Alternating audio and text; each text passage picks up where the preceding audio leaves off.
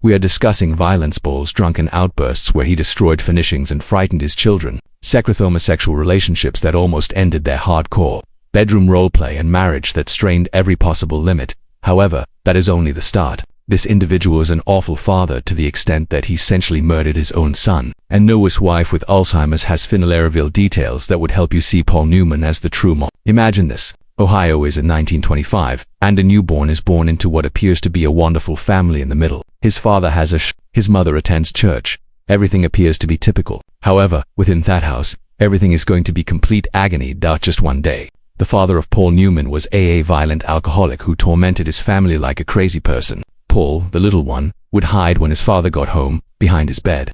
Being aware that furniture will soon fly and the beginning of screams was imminent, Arthur Newman wasn't merely severe, he was cruel in ways that caused Paul's brain to malfunction for him. He would force his glasses and totables, shout that Paul had no value, and inform his son that he would never be able to. Would you be able to hear that? Trash every day when you were a child. Paul's father essentially taught him to despise himself, and that loathing of oneself would destroy everything Paul has ever touched, even his own kids. Though the psychological harm was so great that even after Paul became the most popular film American celebrity, he continued to hear his father's voice calling him worthless. He would place themselves before mirrors and he detested what he saw, so he smashed them. At upscale Hollywood events, while Paul would drink while everyone applauded him and murmur that he wasn't worthy of. His psyche was poisoned by his father, therefore he believed that success was a falsehood that was broadcasting to the world. Following a high, Paul attempted to get out of his terrible upbringing by turning into amp. He married a lovely woman in 1949, known as Jackie Witt, who provided him with 3 lovely kids. For several years, Paul might be able to construct he never had a pleasant family when he was growing up. Jackie supported his aspirations and helped his acting career, which was floundering. Their children loved him. At last, life was. However, in 1953, Paul backstaged with Joanne Woodward at Theater, and they met for the first time, explosive in every manner imaginable. They couldn't tolerate one another. Joan believed Paul to be uninteresting and phony, while she was noisy and annoying too. Paul, they get into yelling altercations that ended everyone is uneasy around them. No one could have anticipated that these two individuals who were hostile to one another would quickly develop an obsession with one another in the most heinous manner imaginable. When they were compelled to collaborate on a film, 1957, something twisted took place. The animosity transferred into a fear-inducing lust. Both of them. Paul remained wed. Tojaki has 3 children living at home, but Heckle didn't help but be drawn to Joanne. They began a covert relationship that was carried out in budget hotels and secret places where Paul's wife and kids at home. I waited for him without knowing in the worst way. Daddy was betraying them. In the most practical manner. The relationship continued 4 years, shattering Paul from the inside out. He enjoyed the thrill of skulking around. He detested himself for his relationship with Joanne. Ruining his first family. Jackie discovered the truth at last and was heartbroken. The female supporter Paul had children as a result of his dreams. It has trashed so he could pursue his fixation on Joanne. Paul Jackie was divorced in 1958 to wed his, but he was consumed by guilt forever.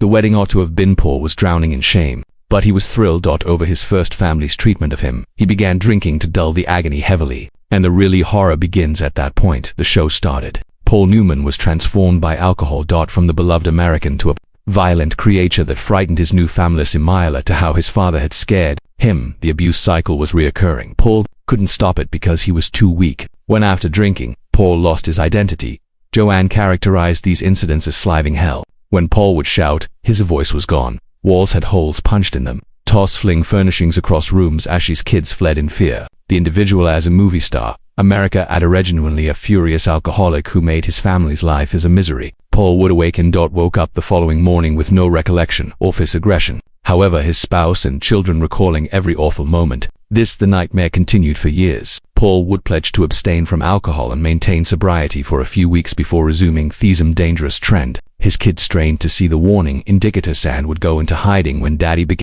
Joanne was always afraid, without knowing when her beautiful spouse will all become a shouting madman who could cause harm to others. At last, Jonah reached her limit. Early on in the 1960s, she made the last-ditch choice in order to protect herself and the kids by fleeing to Switzerland. She packed up everything and abruptly departed, declining to take Paul's calls. 6 months later, she continued, total quiet as Paul collapsed on an emotional level. Paul was completely demolished by the abandonment of Joanne. He took a plane to Switzerland and stood for nights. Resembled a psychotic stalker outside her hotel, knocking on the door, pleading with her to speak with him. When she refused to respond, he would sob as he collapsed on the stairs. Like a baby, very embarrassing himself in public. The legendary Paul Newman was reduced to a pitiful drunken plea. For slivers of the woman's attention, his violence had drove them away. Paul was compelled to confront the split reality in a manner he had never experienced before. He knew that drinking was ruining everything that was important to him, and if he would lose Joanne if he didn't get clean forever. The cessation procedure but Paul's fixation on Joni given him the fortitude to persevere. Detox and make a commitment to abstinence. When Joanne eventually consented to return, Paul had very stringent guidelines to go with him or she would abandon him forever. However, upon their reunion, things got more convoluted. With his head clear, Paul's sexual urge after drinking became utterly ravenous. They were having up to 6 sexual encounters per day. However, that was insufficient for Paul's illness, wishes he had to manage each and every facet of their private lives, turning their bedroom into his own warped fantasy playground that pushed all the limits. Later, Joan disclosed information that astounded everyone who heard them. Paul had an obsession with play-out situations in which he had all authority over her. He would pose as a judge, police officer, or military leader as she performed different victims. Paul would bind her, whispering, "I'm sick." With silk-scarved hands, he fabricated a conversation and coerced her into situations that went on for several hours. This wasn't typical intimacy between a married couple. One person's need to dominate. Was this and extraordinary levels of control? Toto make room for these bizarre games. Paul constructed Joanne referred to the cottage in their mansion in Beverly Hills. This was a specifically created space with a lot of red velvet drapes that provided complete privacy, soundproof walls, a bed, and light trapped in sheets of black silk. It appeared like a scene from a scary movie. However, for Joanne and Paul, it was where their union was a reality. They would spend hours disappearing into this chamber as their kids figured out how to stay away and act as though they were not listening anything. Joanne acknowledged that these perverted their marriage was preserved by their sessions. Collectively, when they quarreled over processing alcohol, his envy, or his awful, they would enter the cabin to parent. And turn their rage into illness. Sexual games. Without this, she said, outlet, their union would have come to an end years in the past. However, what sort of that degree of twisting is necessary in a relationship? Actions merely to stay alive. It sounds more akin to addiction than love. The kids understood that something strange was taking place, but were too young to comprehend. When jazz loud music began to emanate from the Hava, they discovered how to create themselves. Limited. A toddler once unintentionally, Paul screamed when someone knocked on the door, dubbed them to leave, then raised the youth music to block off any unpleasant feelings that were taking place within. Those children grew up believing that this was typical conduct for married pairs. However, even the most strong sexual fixation was unable to save Paul's worst failure as a dad. His bond with his eldest Scott, his first marriage's son, was a total catastrophe from the start. Scott, growing up in the shadow of his well-known father, always being likened to a film star that he would never be able to match. Though with the crushing pressure, Scott started acting out by using drugs and alcohol. Taking the same destructive route as his Paul attempted to assist after his father had walked, but was clueless about how to be actual father. He was either not present on to severe while he was on film shoots or establishing a bond based on conflict as opposed to affection. Scott greatly wanted his father's acceptance but only received criticism, and the separation between they increased until Scott began to tell individuals who weren't truly Paul's father at all. The catastrophe Paul ought to have anticipated the arrival of when Scott passed away from drugs in 1978, overdose at the age of 28. Paul was totally demolished, crumbling over the lifeless body of his son, and self-blame for the demise. He was aware that if he'd been a more effective father, more a comprehension as well as Scott may still be living. However, rather than taking note of Heiser, Paul just increased the sense of shame to his already perverted mentality. At this point, rumors began to circulate. Rumors of Paul's secret homosexual affairs that almost destroyed his union with Joanne. Several sources asserted that Paul was experiencing enduring sexual partnership with Amelie film star of comparable renown. The allegedly began on a movie set. It went on for several months before Joan discovered by anonymous correspondence that detailed Paul's precise location and time of arrival, meeting his partner, a man. As soon as Joan presented the evidence to Paul, hadn't attempted to refute it at all. The battle that ensued was so brutal that police were summoned by neighbors who thought someone was being killed. They heard screaming, furniture smashing, Joan Paul's frantic cries and sorrowful tears to give an explanation. The disclosure that her spouse was also everything was ruined by sleeping with men. Joanne believed she was aware of their union. Following that, Joanna lives in a state of perpetual worry, wondering what other nefarious secrets did Paul conceal. She asked him about his late-night movie watching sets and started to doubt his near relationships with co-stars who were men. Paul was, however, caught between his constructed public persona as the ideal gentleman in America and his personal preferences that he was unable to comprehend or manage the strain of leading to separate lives.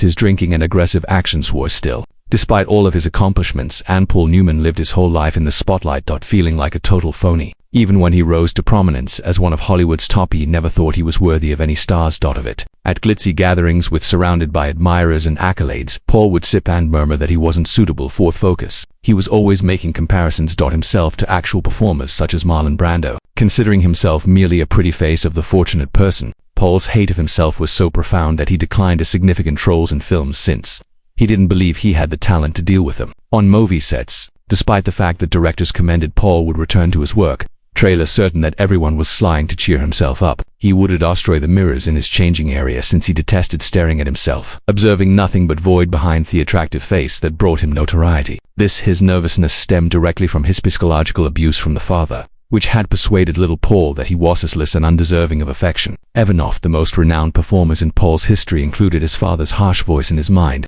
always anticipating revealed to be fraudulent. He stated in his private diaries in which he felt a Strosthoft scarecrow, Javerian, but ultimately going to believe. That was the twisted irony. In fact, Paul's suffering and insecurity made him a better actor. His performances had genuine feelings since they originated from real pain, connected audience with his fictional characters since they felt actual battle below. However, Paul was unable to recognize this connection. He only sensed the disdain of his father and the conviction that he was deceiving the world about his true nature. Paul resembled his connection to Johnny grew considerably more acute and complex when he wasn't fighting his own demons. Paul's secret affairs or alcohol use could be extremely affectionate and loving. He would continually caress Joanne, holding her hand while eating, encircling his arms when she was cooking, and discovering numerous methods to demonstrate physicality all day long. Their kids recalled these instances of affection as evidence that their parents truly have a deep affection for one another. In spite of everything, the altercations and strangeness, they observed worst arguments and times of icy quiet. However, they also noticed that since a relationship and dedication that despite being mistreated for decades, addiction as well as treachery, it wasn't a wholesome partnership by any standard. Yet it was authentic in ways that the majority of Hollywood marriages ended in divorce. Paul Newman passed away from cancer in 2008. Joanne is left alone after 50 years of complexities in memory. The sorrow was intimidating, but it worsened when Joanne started to get Alzheimer's, which began to erase her thoughts precisely when she most needed her memory. As her health deteriorated, Jonah forgot a lot of things. However, astonishingly, Paul's memories remained distinct and vivid, even in her state of mental confusion. Joanne would inquire about Paul, where he went and when he would return. Her relatives became aware of their love had been so consuming and strong, even fatal brain disorders could ruin it entirely. The picture of the man in charge of her life was burned for more than 50 years, so firmly believing that nothing could take it out. Joanne's family today Chris on Paul's charitable work began. Uses wealth and notoriety to support causes that are important to them. The donations from the Newman's own foundation, millions of dollars, demonstrating that even individuals as deranged and difficult since Paul Newman may perform someone difficult in the world. Perhaps that's his true not the ideal union everyone was convinced, but the evidence who are injured can produce something significant if they put in enough effort. The Paul Newman and Joanne Woodward story eliminates all romantic ideas regarding Hollywood romances. There the foundation of the relationship was treachery, maintained by perverted sexual games, and almost ruined by addiction and violence on several occasions. However, in some way I tendered for 50 years and produced anything that Alzheimer's disease cannot fully. Neither was Paul Newman a hero or a ideal gentleman.